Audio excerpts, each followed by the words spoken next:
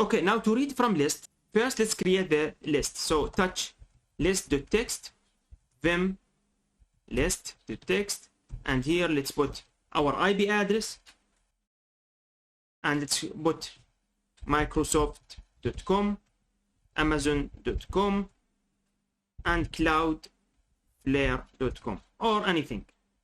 Again, it's better to have a test machines rather than live targets.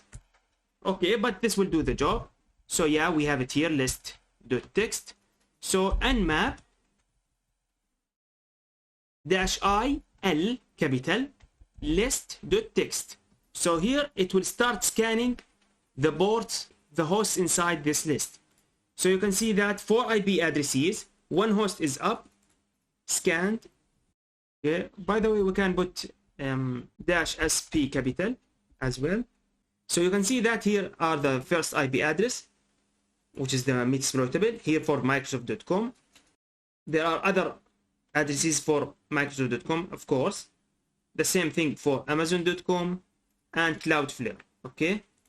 So what we learned, that we can create a list of the IP addresses we want, and we can specify everything we have learned on this for this list of IPs, okay, or hosts.